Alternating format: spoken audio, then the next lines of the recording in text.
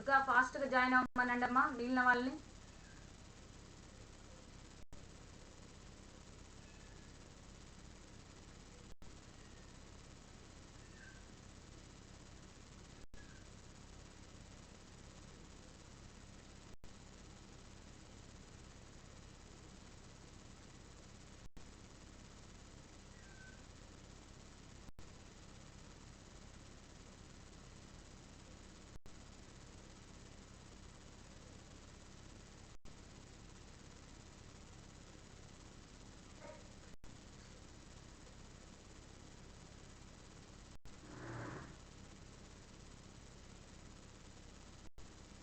Class అయిపోయిందా అమ్మా? ముందు క్లాసు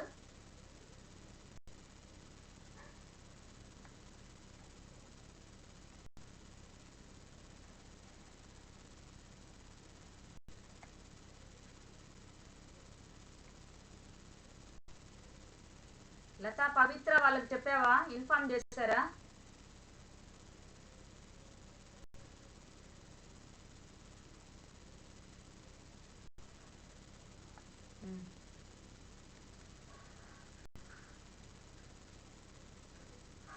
కాలేజీకే రాదా?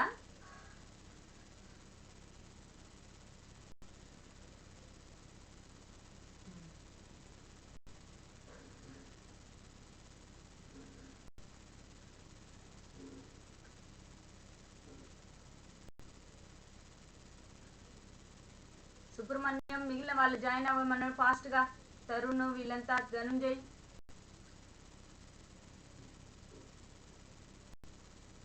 అటెండెన్స్ ఇంక్రీజ్ కావాలి. మీరు ఒక క్లాస్కి వచ్చేది ఇంకో క్లాస్కి రాకుండా ఉండేది అలా చేయొద్దు.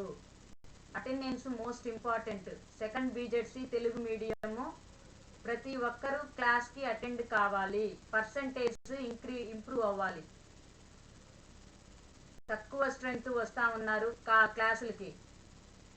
సో ఎవరైనా ఆబ్సెంట్ అయితే వెంటనే ఫోన్ చేస్తున్నారు, వీళ్ళు రావట్లేదు క్లాసులకి, 4 మెంబర్సే వచ్చారు, 5 మెంబర్సే వచ్చారు. ఈ ఫోన్స్ చేస్తూ ఉన్నారు. మీరు ప్రతి ఒక్కరు అటెండ్ అవ్వండి. మీకు మళ్ళీ రివిజన్ చేసే టాపిక్లు కానీ రివిజన్ చేసే టైం కానీ ఉండదు. ఓకే, లాస్ట్ క్లాస్ ఒకసారి డిస్కస్ చేయ యశోదా. అంతలేకి మిగిలిన వాళ్ళు జాయిన్ అయ్యేలోపు ఒకసారి రివిజన్ చేయండి లాస్ట్ క్లాసు. ఫస్ట్ ఇప్పుడు చెప్పే లెసన్ ఏమి యశోదా?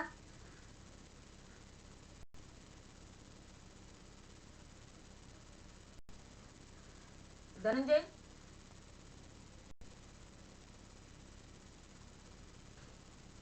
ధనుంజయ్ వాయిస్ వినిపిస్తుందా?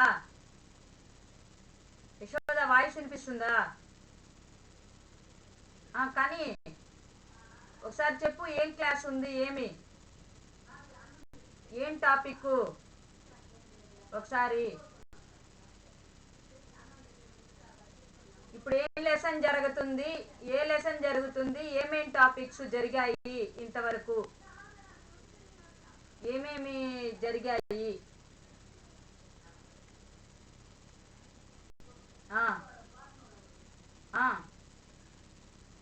చెప్పండి ఏమేమి టాపిక్స్ ఒకసారి రివిజన్ చేసేయండి. మీరు రివిజన్ చేసేలోపు మిగతా వాళ్ళు జాయిన్ అవుతారు.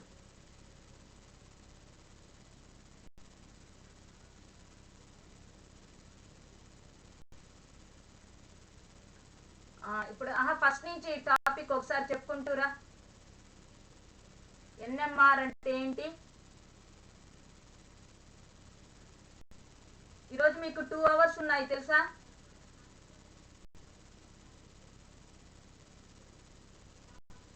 Thursday 3rd hour 4th hour ఉంది. న్యూక్లియర్ మ్యాగ్నెటిక్ రెజొనెన్స్ స్పెక్ట్రోస్కోపీ, కేంద్రక అయస్కాంత అనునాద వర్ణపట శాస్త్రం అంటే ఏంటి?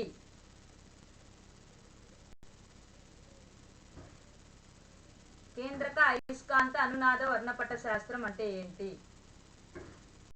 మీకు తెలిసింది విన్నది చెప్పండి. యశోద చెప్పు. లత, దుర్గా చెప్పు.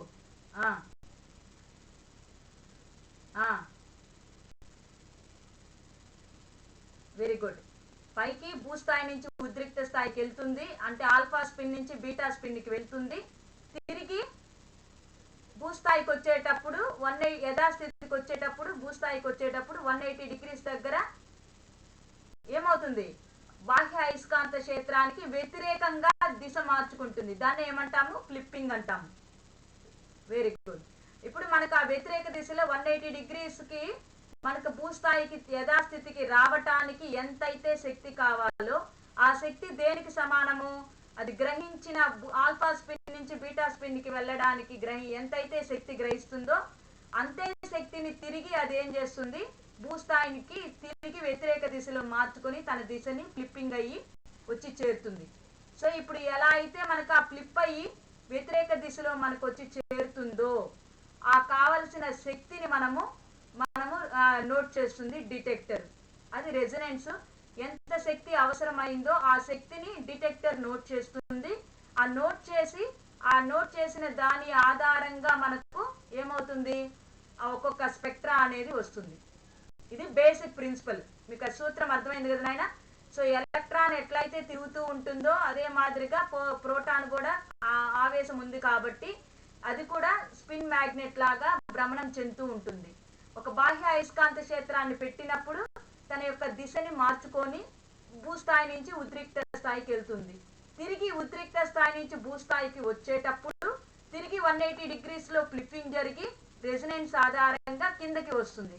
ఎంత శక్తి అది గ్రహించింది అనేది, ఎంత విడుదల చేసింది అనేది మనకు డిటెక్టర్ ఫైండ్ అవుట్ చేస్తుంది. ఆ డిటెక్టర్ నోట్ చేసిన వాల్యూ ప్రకారము అక్కడ ఏ టైప్ ఆఫ్ ప్రోటాన్స్ ఉన్నాయి. ఎందుకు మనం ప్రోటాన్లే అని అంటున్నాము, కార్బన్ ఎందుకు కన్సిడర్ చేయట్లేదు తరుణ్? మనం ప్రోటాన్నే ఎందుకు తీసుకుంటున్నాము, కార్బన్ ఎందుకు తీసుకోవట్లేదు?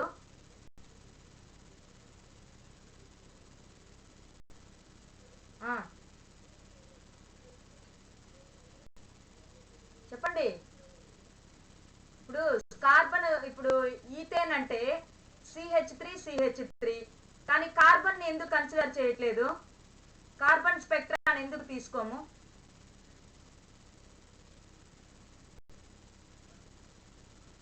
Very good, very good. అదే చెప్పేది. కండిషన్ ఏమి NMR spectra I is not equal to 0. I అనేది ఏమ్మా, I అనేదేమి, స్పిన్, కేంద్రక స్పిన్ సంఖ్య. మామూలుగా మనకు ఎలక్ట్రాన్ స్పిన్ అంటే S తో సూచిస్తాము. ఇది కేంద్రక స్పిన్, న్యూక్లియర్ స్పిన్ ని I తో సూచిస్తాము. I value not equal to 0 అంటే శూన్యం ఉండకూడదు. సో శూన్యం ఉండకూడదు అని అంటే మనకు I value not equal to 0 అని అంటే ఏవేవి శూన్యం ఉంటాయి, ఏవి ఉండవు?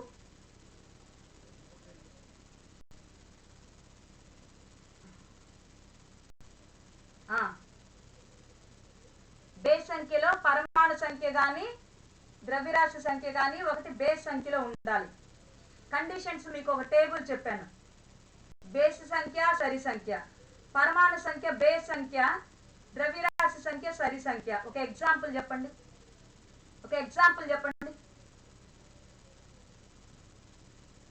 పరమాణు సంఖ్య బేస్ సంఖ్య, సరి సంఖ్య వచ్చి ద్రవ్యరాశి సంఖ్య. ఒక ఎగ్జాంపుల్ చెప్పు. ఎవరైనా చెప్తారా? ధనంజయ్, శ్వేత?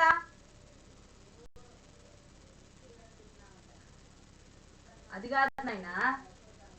Very good. నైట్రోజన్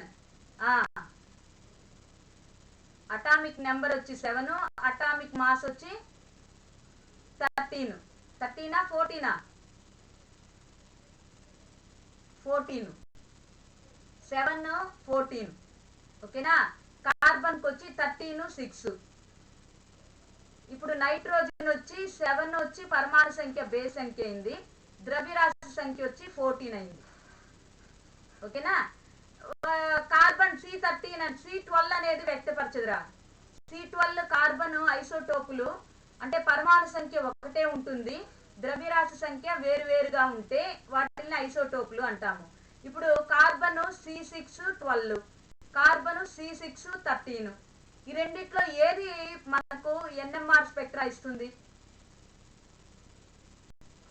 ఎందుకంటే అది బేస్ సంఖ్య కాబట్టి C13 NMR, అది సపరేట్ గా కూడా స్టడీ చేయొచ్చు. C13 NMR అనేది ఇస్తుంది. ఇది C12 6 రెండు సరి సంఖ్యలు కాబట్టి I వాల్యూ అనేది 0 అయిపోతుంది. సో I వాల్యూ 0 అయిపోతుంది కాబట్టి మనకు ఇది NMR స్పెక్ట్రా అనేది ఇవ్వదు. ఓకేనా?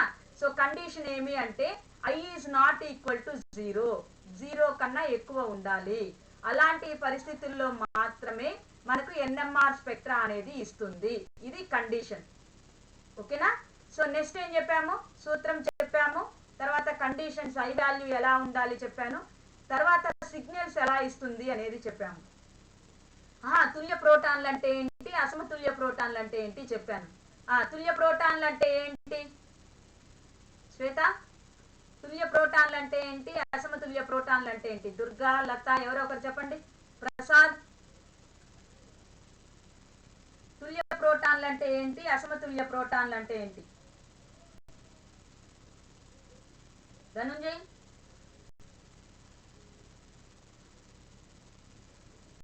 ధనుంజయ్ ఉన్నావా? చెప్పు. తుల్య ప్రోటాన్లు అంటే ఏంటి, అసమతుల్య ప్రోటాన్లు అంటే ఏంటి ధనుంజయ్?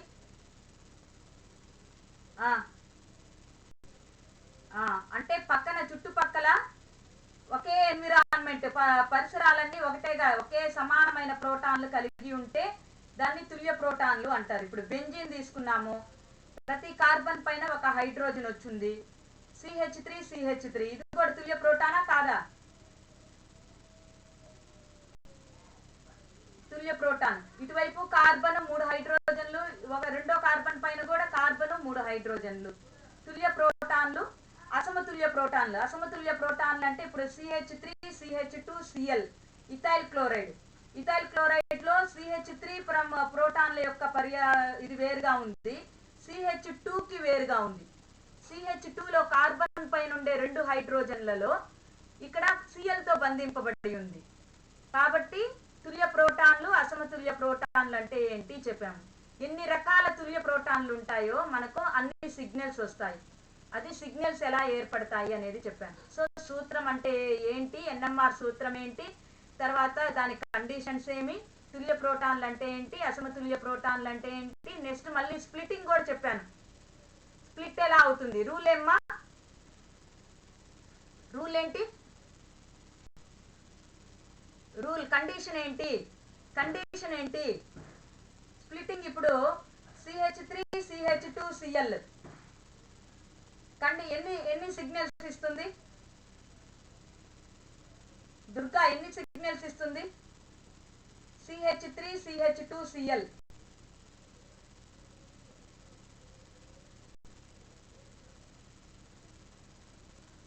CH3CH2Cl ఎన్ని signals Dhananjay? Tarun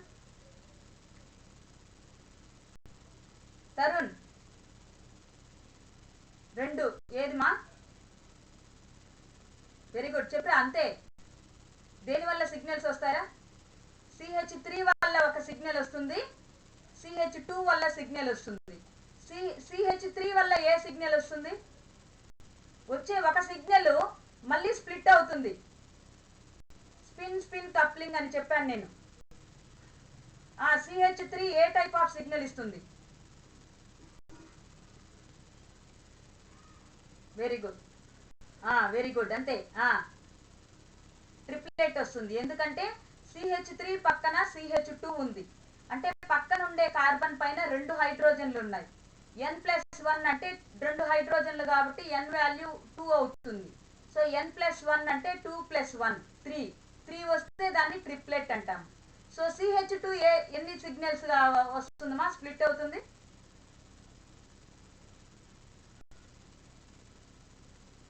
very good. ఎలా వస్తుంది క్వాడ్రేట్? పక్కన ఏముంది? CH3 ఉంది కాబట్టి 3 హైడ్రోజన్స్ కాబట్టి 3+1 వచ్చి 4 అయింది, కాబట్టి క్వాడ్రేట్ అయింది. ఓకేనా? ఒక యశోద మాత్రమే నాకు రిప్లై ఇస్తా ఉంది, మిగిలిన వాళ్ళు ఏమీ ఆన్సర్ చెప్పట్లేదు సరిగ్గా. Dhananjay okay. So spin coupling అంటే ఒక ప్రోటాన్, ఒక కార్బన్ పైన ఉండే ప్రోటాన్ యొక్క సిగ్నల్ ని ఇంకొక కార్బన్ పై అంటే స్పిన్ భ్రమణాన్ని అంటే ఆ స్పిన్ అక్షము క్లాక్ వైజ్ తిరుగుతుందా యాంటీ క్లాక్ వైజ్ తిరుగుతుందా అంటే సవ్య దిశలో తిరుగుతుందా అపసవ్య దిశలో తిరుగుతుందా ఈ స్పిన్ యొక్క కక్ష్యని పక్కన కార్బన్ పైన ఉండే ప్రోటాన్లు ప్రభావితం చేస్తాయి. దీన్నే స్పిన్ స్పిన్ యుగ్మత స్పిన్ స్పిన్ కప్లింగ్ అని అంటాం.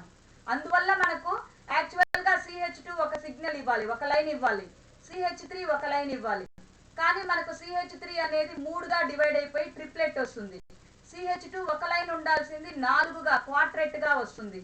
ఎందుకు అనంటే CH2 పైన ఉండే హైడ్రోజన్ల యొక్క భ్రమణ దిశని CH3 పక్కన ఉండే కార్బన్ పైన ఉండే ఈ 3 హైడ్రోజన్లు ఎఫెక్ట్ ప్రభావితం చేయటం వల్ల వాటి కక్షలో మార్పు రావటం వల్ల ఈ స్పిన్ ఇంటరాక్షన్ జరిగి ఒక సిగ్నల్ రావాల్సింది క్వార్టెట్ గాను ఇంకో సిగ్నల్ ట్రిప్లెట్ గాను మారుతుంది. దీన్ని స్పిన్ స్పిన్ కప్లింగ్ అంటాం. ఇంతవరకు ఓకేనా? ఓకేనా? సో నెక్స్ట్ టాపిక్ వచ్చి మీకు వెరీ వెరీ ఇంపార్టెంట్ వన్ అమ్మా. ఇది 10 మార్క్స్ క్వశ్చన్. యూనిట్ లో మీకు 10 మార్క్స్ క్వశ్చన్ ఇచ్చేది రసాయన స్థానాంతరం, కెమికల్ షిఫ్ట్ అంటాం. రాసుకోండి, కెమికల్ షిఫ్ట్. కెమికల్ షిఫ్ట్ రసాయన స్థానాంతరం అంటాం.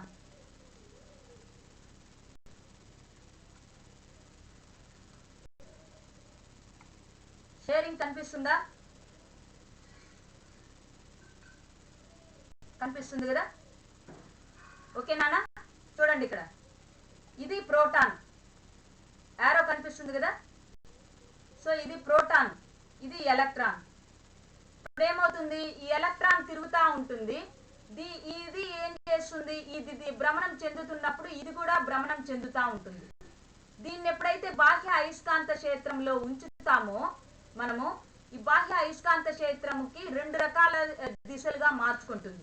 ఒకటేంటి, సవ్య దిశ వస్తుంది, ఇంకోటి అపసవ్య దిశ వస్తుంది. అంటే బాహ్య అయస్కాంత క్షేత్రం అనుగుణంగా ఒక దిశ వస్తుంది. మీకు ఫస్ట్ సూత్రం చెప్పేటప్పుడు చెప్పాను కదా, వినపడుతుందా? సూత్రం చెప్పేటప్పుడు చెప్పాను, వినపడుతుందా?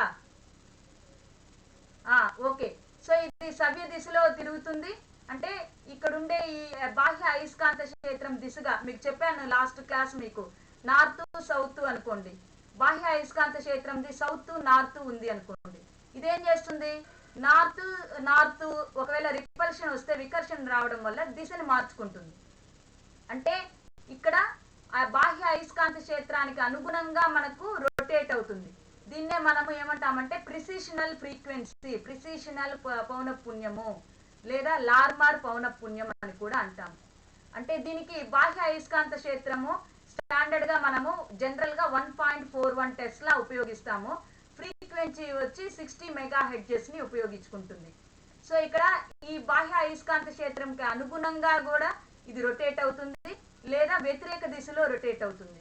వ్యతిరేక దిశలో రొటేట్ అయ్యేటప్పుడు భ్రమణం చెందడానికి ఎక్కువ శక్తిని కావాలి, ఎక్కువ రేడియేషన్ కాంతిని అది రేడియో ఫ్రీక్వెన్సీని గ్రహిస్తుంది. అర్థమవుతుందా? ఎక్కువ రేడియో ఫ్రీక్వెన్సీ, మీరు బాగా గమనించండి, ఎక్కువ రేడియో ఫ్రీక్వెన్సీని గ్రహిస్తుంది. ఎప్పుడు బాహ్య అయస్కాంత క్షేత్రం ఉంచినప్పుడు దానికి వ్యతిరేక దిశలో రావటానికి. ఎప్పుడమ్మా, ఎప్పుడు చెప్పండి? బాహ్య అయస్కాంత క్షేత్రానికి వ్యతిరేక దిశలో భ్రమణం చేయటానికి. అంటే ఇప్పుడు పైకి వెళ్తుంది కదా, ఆల్ఫా నుంచి బీటా స్పిన్కి వెళ్ళింది కదా, అప్పుడు తిరిగి ఏమైందని చెప్పాను, తిరిగేమైంది, బీటా నుంచి తిరిగేమవుతుంది, వస్తుంది కదరా. అప్పుడు వ్యతిరేక దిశలో రొటేట్ అవ్వాలి కదా, ఫ్లిప్పింగ్ అవ్వాలి కదా. ఆ ఫ్లిప్పింగ్ అయ్యేటప్పుడు, ఆ ఫ్లిప్పింగ్ వ్యతిరేక దిశలో అయ్యేటప్పుడు శక్తి అనేది ఎక్కువ కావాల్సి వస్తుంది. అదే అయస్కాంతంకి అనుగుణంగా కానీ దిశ కానీ మార్చుకుంటే తక్కువ ఫ్రీక్వెన్సీ ఉపయోగపడుతుంది. అయస్కాంతకి అంటే అనుగుణంగా మారడం అనంటే ఇక్కడ మనకు ఈ అయస్కాంత భ్రమణానికి అనుగుణంగా అంటే ఒకే డైరెక్షన్లు, అదే వ్యతిరేక దిశలో రావడానికి మనకు ఎక్కువ శక్తి కావాల్సి వస్తుంది. ఓకేనా? సో ఇప్పుడు మనకు ఇది సపోజ్ ఇక్కడ ఇది అయస్కాంతము, ఈ అయస్కాంత తత్వం చూడండి, ఇక్కడ ఇచ్చున్నాడు మీకు. ఇది భ్రమణం ఈ మాదిరిగా చేస్తుంది. ఈ వాల్యూస్ కొంచెం నోట్ చేసుకోవాలి మీరు. కెమికల్ షిఫ్ట్ అంటే ఏంటి అనేది, ఎలా మెజర్ చేస్తారు అనేది ఇక్కడ వాల్యూస్ ఇచ్చున్నారమ్మా.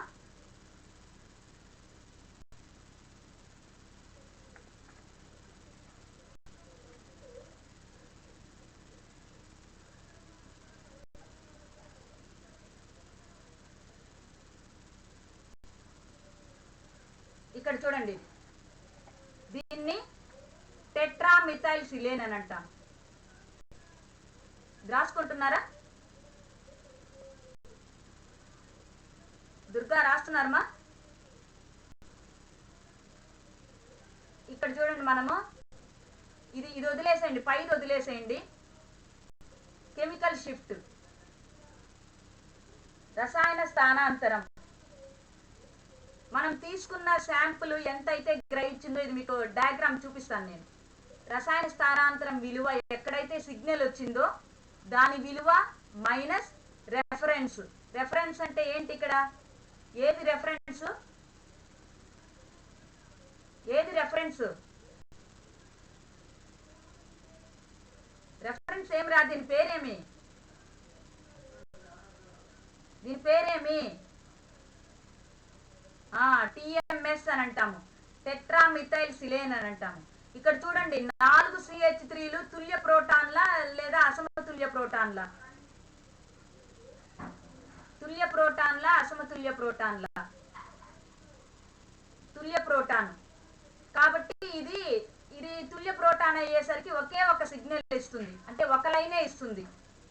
ఓకేనా? ఇది వచ్చి మనకు రసాయనికంగా కూడా జడత్వాన్ని కలిగి ఉంటుంది. కాబట్టి మనము ఈ టిఎంఎస్ ని మనం ఏం చేస్తామంటే రెఫరెన్స్ గా, స్టాండర్డ్ గా తీసుకుంటాం. ఒక పర్టికులర్ ఫ్రీక్వెన్సీ దగ్గర మనం ఏం చేస్తామంటే స్టాండర్డ్ గా తీసుకుంటాం. ఇక్కడ ఈ స్టాండర్డ్ గా తీసుకొని దానికి ఏమేమి వాల్యూస్ వస్తాయి అనేది మనము నోట్ చేసుకుంటాం. సో ఇక్కడ దీనికి మినిమం మనకు ఉపయోగించేది ఏంటంటే, మనకి టిఎంఎస్ 0గా తీసుకున్నాం అనుకోండి, 0కి ఇటువైపు వచ్చే వాల్యూస్, ఇప్పుడు సపోజ్ శాంపుల్ వచ్చి 2 దగ్గర వచ్చింది. సో 2 మైనస్ 0 ఎంత అవుతుంది? 2 అవుతుంది. సో రసాయన స్థానాంతరం విలువ ఎంత? 2 అవుతుంది. ఇక్కడ వచ్చే రీడింగ్ ని బట్టి మనకు ఈ మైనస్ శాంపుల్ డిఫరెన్స్ ఎంతైతే డిస్టెన్స్ ఉందో దాని విలువని మనము ఇక్కడ రసాయన స్థానాంతరంగా తీసుకోవాలి. ఓకేనా?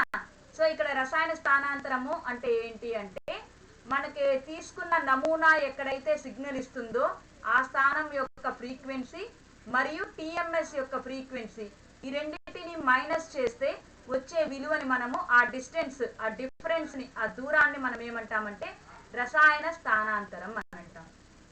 క్లియరా? సో దీనికి రెఫరెన్స్ ఏమి? Tetramethyl silane. ఇది చాలా సార్లు అడుగుతుంటాడు, దేంట్లో అయినా బిట్లో కూడా అడుగుతుంటాడు. ఎన్ఎంఆర్ రేడియో ఫ్రీక్వెన్సీని ఉపయోగిస్తాము, ఏ ఫ్రీక్వెన్సీని ఉపయోగిస్తాము అని క్వశ్చన్ వస్తుంది. లేదా దీంట్లో ఎన్ఎంఆర్ స్పెక్ట్రాలో ఏ రెఫరెన్స్ ని ఉపయోగిస్తాము అని కూడా అడుగుతుంటాడు. ఏ టైప్ ఆఫ్, ఏ రెఫరెన్స్ ని మనము ఉపయోగిస్తాము అని కూడా అడుగుతూ ఉంటాడు. సో ఇక్కడ మీకు హయ్యర్ క్లాస్ లో ఇలాగా ప్రాబ్లమ్స్ కూడా వస్తాయి. హయ్యర్ క్లాస్ లో ఇలాగా ప్రాబ్లమ్స్ కూడా వస్తాయి అన్నమాట. సో ఇక్కడ చూడండి, మీకు జస్ట్ ఇది అవసరం లేదు, బెంజైల్ డెఫినేషన్ చెప్పానమ్మా, రాయండి. రసాయన స్థానాంతరం, రసాయన స్థానాంతరం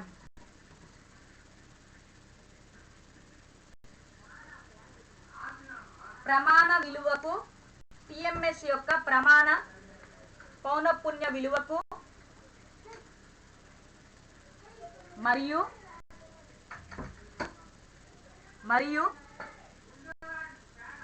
నమూనా విలువ పౌనఃపున్య విలువకు మధ్య గల భేదాన్ని రసాయన స్థానాంతరంగా తీసుకుంటాము. ఈ పీపీఎం లో క్యాలిక్యులేట్ చేసేదానికి ఈ ఫార్ములా రాసుకోండిమా.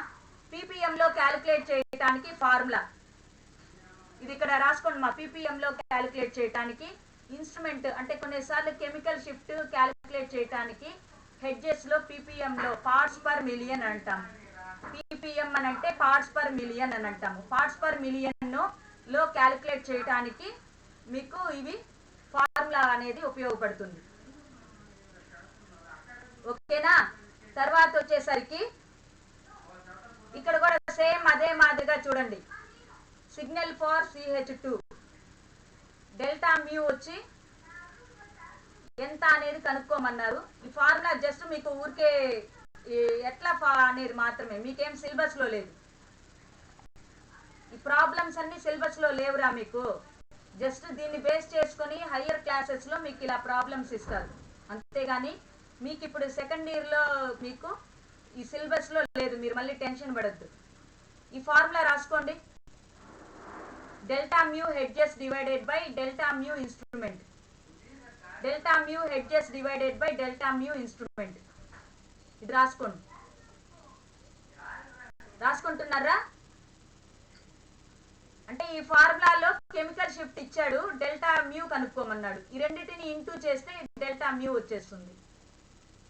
అలాగా సింపుల్ ఫార్ములా. ఇది ఆల్రెడీ ఇన్స్ట్రుమెంట్ ప్రయోగంగా ఎంత ఇచ్చాడు ఇక్కడ ఇచ్చున్నాడు. 300, 4.6 ఇలా ఇచ్చేస్తున్నాడు.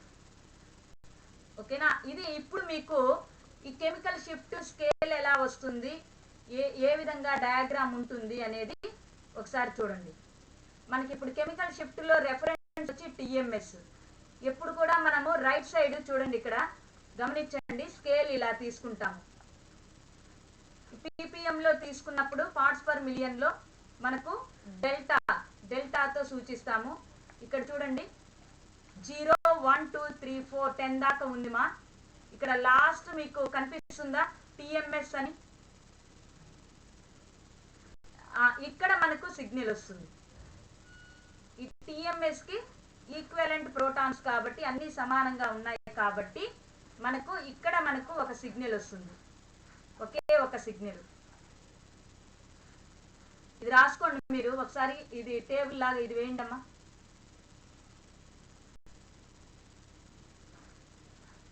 షీల్డెడ్ మీకు అది ఆల్రెడీ చెప్పాను. రక్షణ కవచం కలిగిన ప్రోటాన్లు, రక్షణ కవచం లేని ప్రోటాన్లు. అర్థమైందా? రక్షణ కవచం కలిగిన ప్రోటాన్లు, రక్షణ కవచం లేని ప్రోటాన్లు. సో రక్షణ కవచం లేనివి వ్యతిరేక దిశలో పోతాయమ్మా బాహ్య అయస్కాంత క్షేత్రానికి. ఇక్కడ చూడండి, మీరు గమనించండి, ఇక్కడ మ్యాగ్నెటిక్ ఫీల్డ్ అనుందా? మ్యాగ్నెటిక్ ఫీల్డ్ అనుందా? ఇక్కడ కనిపిస్తుందా? ఇది బాహ్య అయస్కాంత క్షేత్రం అనుకోండి. ఈ మ్యాగ్నెటిక్ ఫీల్డ్ కి అనుగుణంగా అంటే దానికి సమానంగా ఒకే దిశలో పోతుంది ప్రోటాన్. దీన్ని ఏమంటాము? Shielded proton. అనుగుణంగా బాహ్య అయస్కాంత క్షేత్రంలో ఒక నమూనాని పెట్టినప్పుడు బాహ్య క్షేత్ర అయస్కాంతానికి అనుగుణంగా గాని మనకు ప్రయాణం చేస్తే, దిశ భ్రమణం చెందితే అది షీల్డెడ్ ప్రోటాన్. అంటే మనకు తొందరగా ఏమైపోయింది, సిగ్నల్ తక్కువ వాల్యూలో వస్తుంది. ఇక్కడ చూడండి, దీన్ని అప్ ఫీల్డ్ అంటాము. అదే ఇప్పుడు ఇక్కడ డైరెక్షన్ చూడండి, అయస్కాంతము ఇటువైపు ఉంది, రైట్ సైడ్ ఉంది. యారో కనిపిస్తుందమ్మా?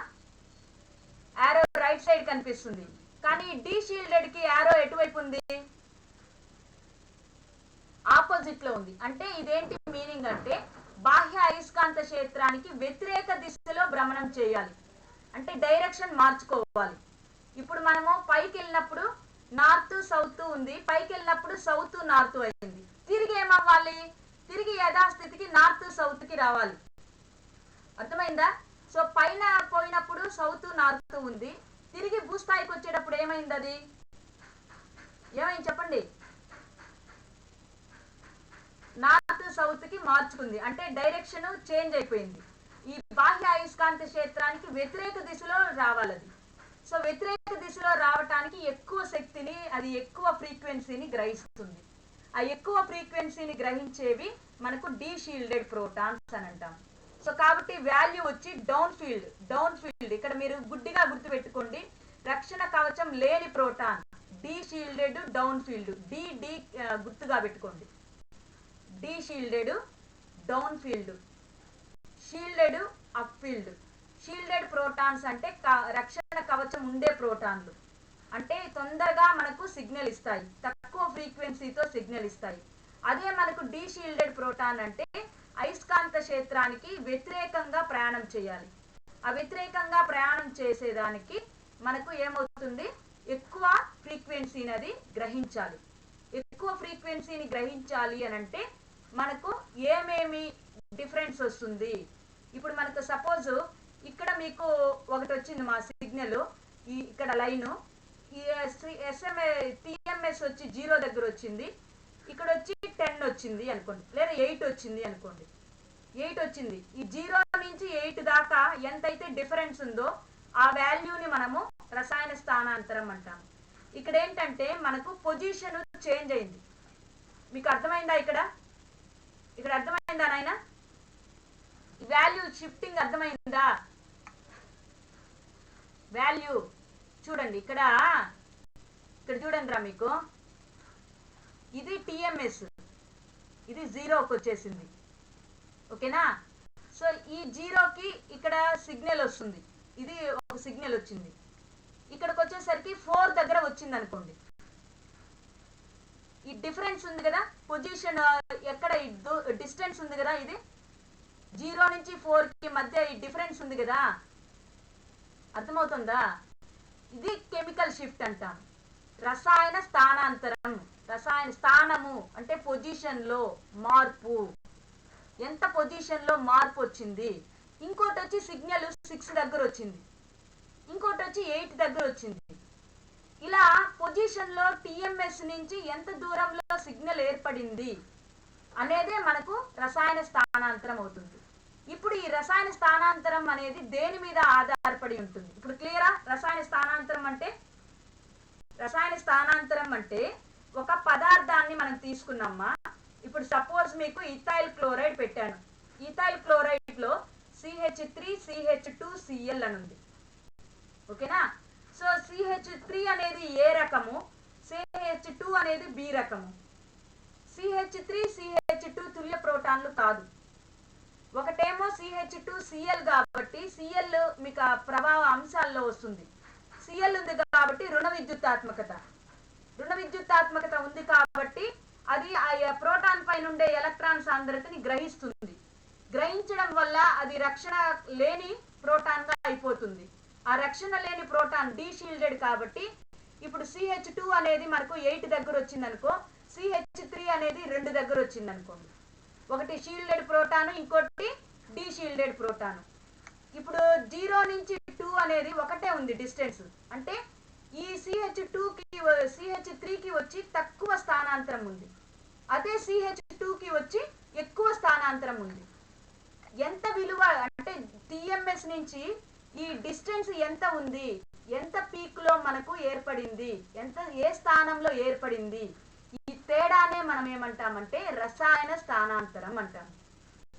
ఇప్పుడు ఈ రసాయన స్థానాంతరం అనేది అంటే ఒక్కొక్క ప్రోటాను వచ్చే ఏ సిగ్నల్ ఏ వాల్యూ దగ్గర ఎక్కువ వాల్యూ దగ్గర ఇస్తుందా, తక్కువ వాల్యూ దగ్గర ఇస్తుందా అనేది దేనిపైన ఆధారపడి ఉంటుంది అనేదే మనకు ప్రభావిత అంశాలు. ఇది క్లియరా? Factors affecting the chemical shift, రసాయన స్థానాంతరాన్ని ప్రభావితం చేయు అంశాలు. ఇది ఓకేనా? సో రసాయన స్థానాంతరం అంటే మనకు శాంపుల్ ఎక్కడ పీక్ ఏర్పరిచింది మైనస్ స్టాండర్డ్ అంటే టిఎంఎస్ ని స్టాండర్డ్ గా మనం 0గా తీసుకుంటాం. అది ఈ పీపీఎం ఆధారంగా డెల్టా వాల్యూలో మనము ఇలా క్యాలిక్యులేట్ చేస్తాం. ఇక్కడ హయ్యర్ వాల్యూకి రక్షణ కవచం లేని ప్రోటాన్ని డీషీల్డెడ్ అంటాము, రక్షణ కవచం ఉండే ప్రోటాన్ని షీల్డెడ్ అంటాము. రక్షణ కవచం ఉండే ప్రోటాను అంటే మీనింగ్ ఏంటి అనంటే ఆ ప్రోటాన్లు అయస్కాంతానికి సమానంగా అయస్కాంత భ్రామకము ఏదైతే బాహ్య అయస్కాంత క్షేత్రం ఉందో అదే దిశలో ప్రయాణం చేస్తాయి. అర్థమవుతుందా? అదే డీషీల్డెడ్ అయితే ఏమవుతుందమ్మా? ఆపోజిట్ డైరెక్షన్ లో అది ప్రయాణం చేస్తుంది. కాబట్టి అది వ్యతిరేకంగా ఇప్పుడు మీకు సపోజ్ ఇక్కడ ముందు గాలి వస్తుంది అనుకోండి, ఫోర్స్ గా ఎయిర్ వస్తా ఉంది, మీరు దాంతో పాటుగా వెళ్ళాలి అని అంటే తొందరగా వెళ్తారు, అంటే ఈజీగా మనము నడవకపోయినా గాలి నెట్టేస్తారు. అదే దానికి వ్యతిరేకంగా పోవాలనుకోండి, ఎక్కువ శక్తి కావాలి కదా, ఎదురుగా వచ్చే గాలిని ధీటుగా మనం వెళ్ళాలి అంటే ఎక్కువ శక్తి కావాలి. అదే మాదిరిగా బాహ్య అయస్కాంత క్షేత్రం ఏ దిశలో అయితే ప్రయాణం చేస్తుందో అదే దిశలో ప్రయాణం చేయటానికి మనకు తక్కువ శక్తి కావాలి, అంటే తక్కువ ఫ్రీక్వెన్సీ అవసరం అవుతుంది. అర్థమవుతుందా? తక్కువ ఫ్రీక్వెన్సీ అవసరం అవుతుంది. దీన్నే రక్షణ కవచం ఉండే ప్రోటాన్లు అంటాము. అలా కాకుండా ఆపోజిట్ డైరెక్షన్ లో ప్రయాణం చేయాలనుకో ఏమవుతుంది? ఫ్రీక్వెన్సీ ఎక్కువ కావాలి కాబట్టి దాన్ని రక్షణ కవచం లేని ప్రోటాను అని అంటాము. ఓకేనా? సో రక్షణ కవచం ఉండే ప్రోటాను, లేని ప్రోటాను, షీల్డెడ్, డీషీల్డెడ్, ఈ రెండింటికి ఈ షీల్డెడ్ డీషీల్డెడ్ ప్రోటాన్ల వల్ల మనకు టిఎంఎస్ దగ్గర అంటే జీరో దగ్గర సిగ్నల్ రాకుండా వేరు వేరు ప్లేసుల్లో సిగ్నల్ వస్తుంది. ఇది క్లియరా? అది ఎందుకు వస్తుంది? ఈ డీషీల్డెడ్ ప్రోటాను షీల్డెడ్ ప్రోటాన్లకి ఎందుకు ఒకే డైరెక్షన్ లో రావు, వ్యతిరేక దిశల్లో ఎందుకు వస్తున్నాయి, ఇవి ఎందుకు ఒకే పొజిషన్ లో సిగ్నల్ ఇవ్వవు అనే దానికి ఏవేవి అంశాలు ప్రభావితం చేస్తాయి అనేది మనకి ఇక్కడ ఇస్తున్న టాపిక్. ఇది క్లియరా? చెప్పండి ఏమ్మా, ఓకేనా ఇది? సో ఫస్ట్ వన్ రాసుకోండి. రసాయన స్థానాంతరాన్ని ప్రభావితం చేసే అంశాలు. నెంబర్ 1 రుణ విద్యుత్తాత్మకత. మీకు ఆల్రెడీ ఇప్పటికి ఎగ్జాంపుల్స్ లో చాలా సార్లు చెప్పిన ఇదే టాపిక్ నేను. రుణ విద్యుత్తాత్మకత. ఇప్పుడు CH3CH2Cl ఏది చెప్పండి? CH3CH2Cl వేయండి నోట్స్ లో. CH3CH2Cl వేయండి. ఒకసారి నోట్స్ చూపించండి. CH3CH2Cl ఒకసారి వీడియో ఆన్ చేయండి.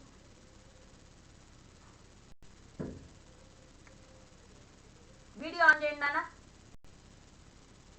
ధనుంజయ్ ఆన్ చేయి. దుర్గా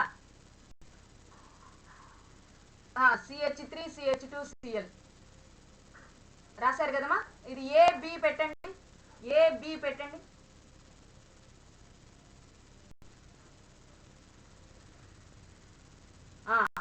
ఇప్పుడు చెప్పుమా. ఏ వచ్చి ఇప్పుడు మీకు ఆ టిఎంఎస్ లైన్ వేయి.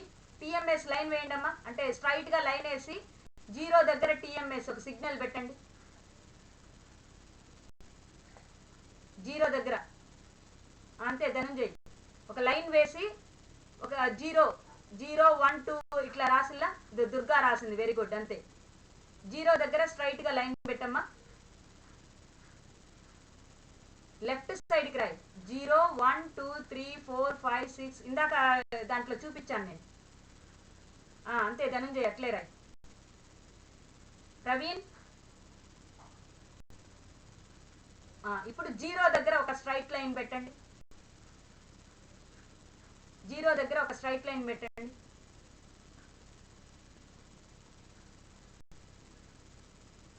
పెట్టారా? Very good. ఇప్పుడు చెప్పండి నాకు. అంతే ధనంజయ్ వేశాడు చూడమ్మా. జీరో దగ్గర స్ట్రైట్ లైన్ పైకి. జీరో దగ్గర అదే పైన కాదు, ఇట్లా కింద జీరో నుంచి పైకి.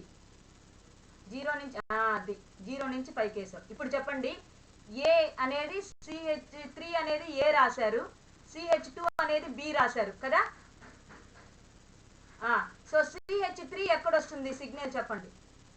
అంటే అప్రాక్సిమేట్ డౌన్ షీల్డెడా అప్ షీల్డెడా అది చాలు నాకు.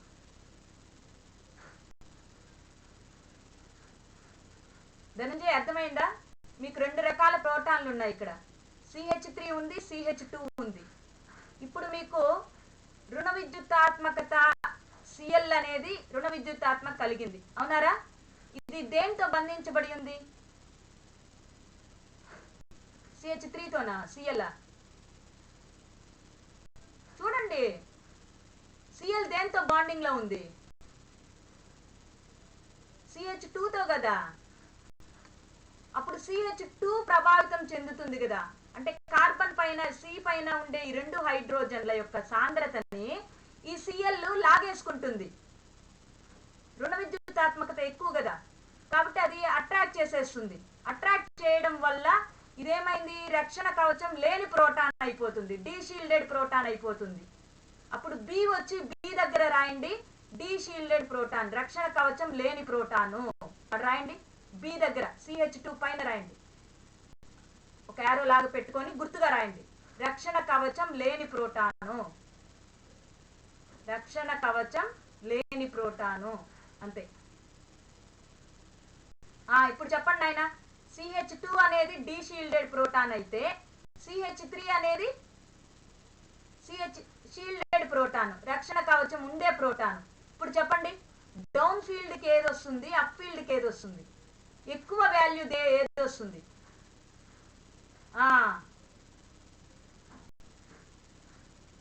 అంతే అంతే, దీంట్లో కన్ఫ్యూజన్ లేదు, చిన్న లాజిక్ క్యాచ్ చేయండి అంతే. ఇప్పుడు CH2 వచ్చి Cl తో బంధంలో ఉంది కాబట్టి ఇది రక్షణ కవచం లేని ప్రోటాన్, డీషీల్డెడ్ ప్రోటాన్, కాబట్టి ఇది వ్యతిరేక దిశలో ప్రయాణం చేస్తుంది. కాబట్టి అప్ ఫీల్డ్ డౌన్ కి అంటే ఎక్కువ వాల్యూ ఉండే సైడు మనకు CH2 వస్తుంది సిగ్నల్. తక్కువ విలువ ఉండేది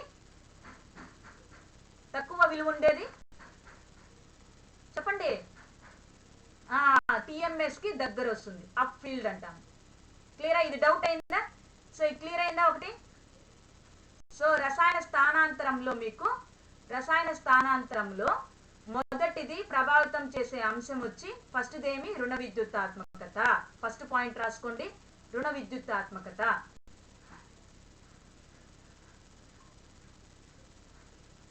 ఓకేనా? రాసారా?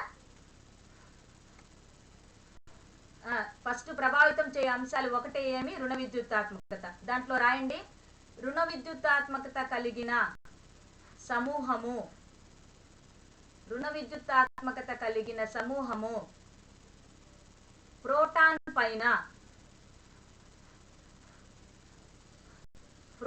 పైన ఎలక్ట్రాన్ సాంద్రతను తగ్గిస్తుంది. కనుక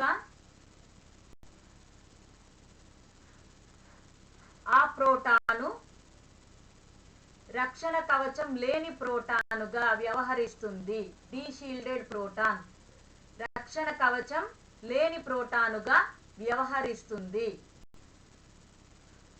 డీషీల్డెడ్ ప్రోటాన్.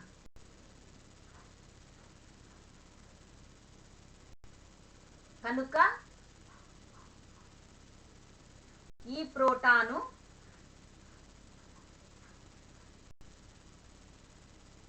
ఎక్కువ విలువ వద్ద అంటే డౌన్ ఫీల్డ్ ఎక్కువ విలువ వద్ద సిగ్నల్ ను ఏర్పరుస్తుంది. ఓకేనా? ఇది క్లియర్ నాయనా? ఏమన్నా డౌటా దుర్గా? సో నెక్స్ట్ అదే మాదిరిగా రివర్స్ లో చెప్పు లత. ఇప్పుడు పైన చెప్పిన దానికి రివర్స్ లో చెప్పండి. రక్షణ కవచం ఉండే ప్రోటాన్, రక్షణ కవచం కలిగిన ప్రోటాన్, షీల్డెడ్ ప్రోటాన్, పైన దానికి రివర్స్ చెప్పండి. అక్కడ CH3 CH2 Cl లో CH2 వచ్చి డీషీల్డెడ్. ఎందుకంటే ఏ గ్రూపు లేదు కదా, ఎలక్ట్రో రుణ విద్యుత్తాత్మక కలిగిన ఏ సమూహం లేదు కాబట్టి ఇది రక్షణ కవచం కలిగిన ప్రోటాను, కాబట్టి అది తక్కువ విలువ వద్ద సిగ్నల్ ఏర్పరుస్తుంది. రాయండి ఆయన, పై దానికి రివర్స్ రాయండి. పైది వచ్చి డీషీల్డెడ్ రాసాము, కింద వచ్చి షీల్డెడ్ రాసాము. సో ఫస్ట్ వన్ ప్రభావితం చేయు అంశాలలో ఫస్ట్ది వచ్చి మీకు ఎలక్ట్రోనెగటివిటీ, రుణ విద్యుత్తాత్మకత. ఇది ఓకేనా? ప్రభావితం చేయు అంశాలలో మొదటిది రుణ విద్యుత్తాత్మకత. రుణ విద్యుత్తాత్మకత సమూహం కలిగి ఉంటే అది ప్రోటాను పైన ఎలక్ట్రాన్ సాంద్రతని తగ్గిస్తుంది. కనుక ఆ ప్రోటాను రక్షణ కవచం లేని ప్రోటానుగా వ్యవహరిస్తుంది. కనుక దీన్ని డీషీల్డెడ్ ప్రోటాన్ అంటాము. దీనికి సిగ్నల్ వచ్చి ఎక్కువ విలువ వద్ద ఏర్పరుస్తుంది. రక్షణ కవచం లేని ఉన్న ప్రోటాను అనంటే రుణ విద్యుత్తాత్మక కానీ ఏ సమూహం లేకుండా ఉంటే దాని సాంద్రతని ఎలక్ట్రాన్ సాంద్రత ఉంటుంది. కనుక ప్రోటాన్ పైన అది రక్షణ కవచం కలిగిన ప్రోటాన్గా వ్యవహరిస్తుంది. రక్షణ కవచం కలిగిన ప్రోటాన్ని షీల్డెడ్ ప్రోటాన్ అంటాము. ఇది TMS కి దగ్గరలో అంటే అప్ ఫీల్డ్. TMS అంటే టెట్రామిథైల్ సిలేను. దీన్ని స్టాండర్డ్ గా తీసుకుంటాము, రెఫరెన్స్ గా తీసుకుంటాము. ఈ టిఎంఎస్ విలువకి దగ్గరలో మనకు సిగ్నల్ అనేది ఏర్పడుతుంది. ఓకేనా? సో సెకండ్ వన్ ప్రభావితం చేయే అంశాల్లో రెండోది. ఇది క్లియరా నాయన? క్లియరా? ఫస్ట్ది ఓకే ఓకే. Second one